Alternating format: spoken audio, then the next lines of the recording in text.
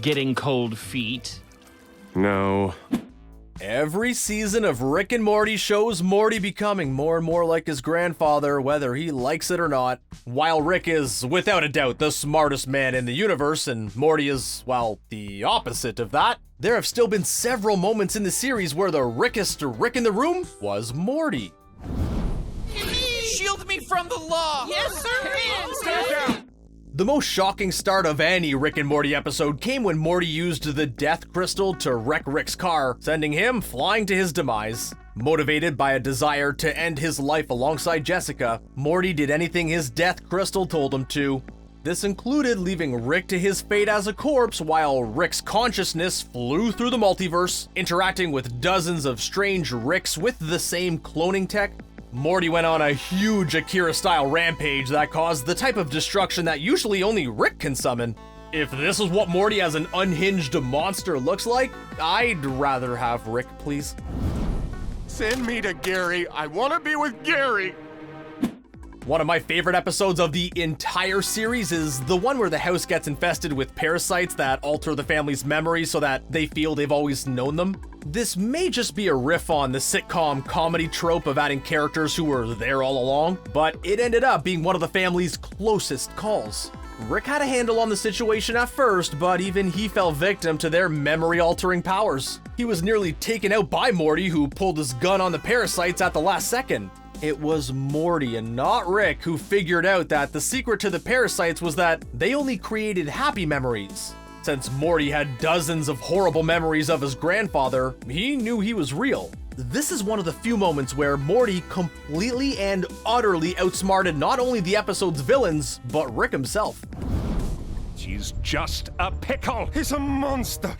Perhaps the most precarious position we have ever seen Rick in was when he turned himself into a pickle, only to nearly be destroyed by the sun, roaches, rats, and a series of mercenaries. We truly see Rick with as little as humanly possible, using only his wits and what weapons he can construct on the fly to keep his pickle body alive. It's crazy to think that this entire incident only happened because Morty was the one who figured out that Rick only turned himself into a pickle to get out of family therapy. He was the one who pointed out that Rick had a syringe hanging above him, waiting until the last second they left to drop and return him back to human form.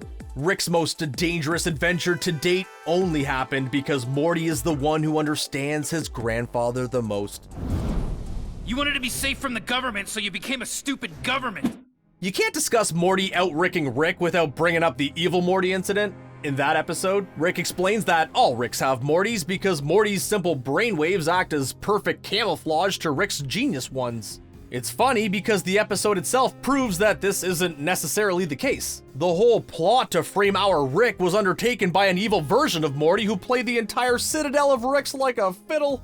Not only that, but our Morty, one true Morty, was the one who defeated evil Morty in the first place by uniting all the Mortys while Rick was about to be taken down for good. The two may get a rematch now that evil Morty has taken over the citadel of Ricks. I'm sure we'll find out soon enough if evil Morty or our Morty truly is the one true Morty. Summer is safe. I don't feel safe.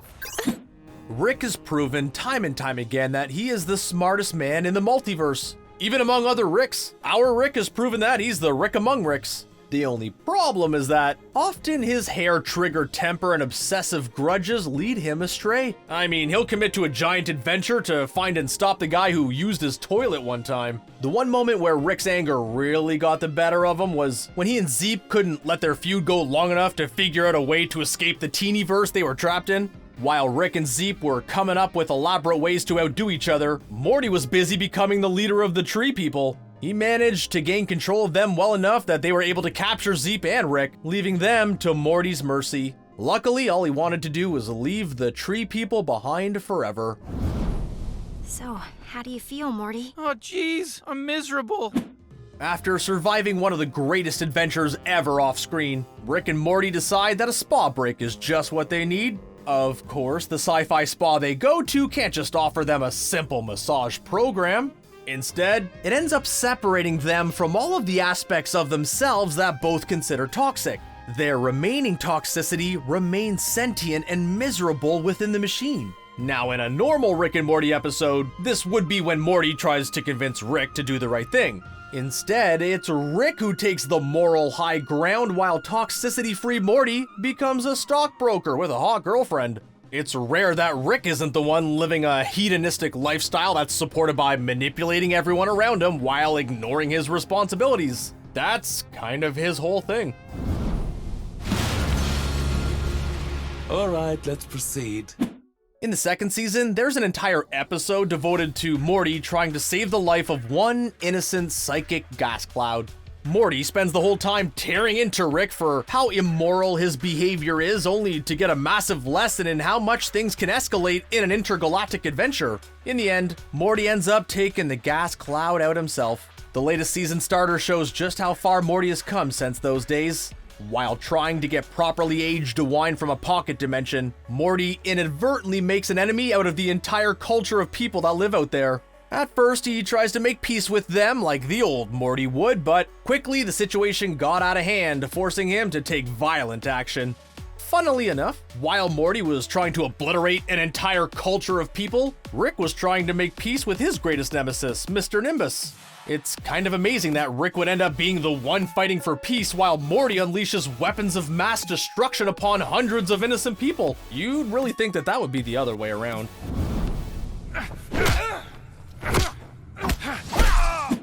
There's nothing Rick hates quite as much as something that claims to be a higher form of life than he is. Whether it's a galactic federation, an alternate version of himself, or a literal god, if Rick meets someone who challenges his universal superiority even a little bit, you just know they're gonna fight. While Rick usually gets the upper hand in these big sci-fi brawls, there was one where Rick was taken to school. When fighting the Zeus, Rick quickly realizes that he had bitten off more than he could chew. The god was about to finish Rick off when a spaceship flew through his head. It was none other than Morty and Summer, who were so stupid that they thought their video game and drug habits would translate into them being able to accurately fly an alien spacecraft. Instead, they ended up wrecking into a Zeus's skull, committing a sort of intergalactic hit and run. This is one of the few times that being two of the stupidest beings in the universe worked out better than being the smartest one. Vat of fake acid? Are you dying of dementia? Rick's lamest plot to date was not Pirates of the Pancreas, but that time he tried to hide the two of them in a vat of acid. This turned out to be his most obvious ruse to date, a fact that Morty mocked him for just as his grandfather would do in the same situation. Well, it turns out that Rick is not the type of person you should mock. He then gives Morty a device that he tells him will save his progress like a video game, but it instead obliterates alternate versions of himself and swaps them. This is by far the cruelest thing Rick has ever done to Morty, and all because he made fun of his one lame plan. I can't imagine what he did to Morty after the take things for granted incident. Wait, what? How are you doing that? You're not psychic, are you? If there's one thing Rick hates, it's doing Star Wars. In the 4th season finale, a Star Wars is exactly what they got. Rick's hatred for the trope probably wasn't changed by just how hard Phoenix Person beat the life out of him. While Rick was getting slapped around by his best friend, Morty and Summer were busy saving the Earth using the most powerful substance in the universe, Wrangler genes. While Rick is usually the one who figures these things out, this time Morty and Summer carried the weight for Team Sanchez. While it sucks that Morty is drifting closer and closer to Rick each year, at least he's not becoming more like Jerry, huh? No one wants to be more like Jerry. Want my unemployment check? You can tell the difference.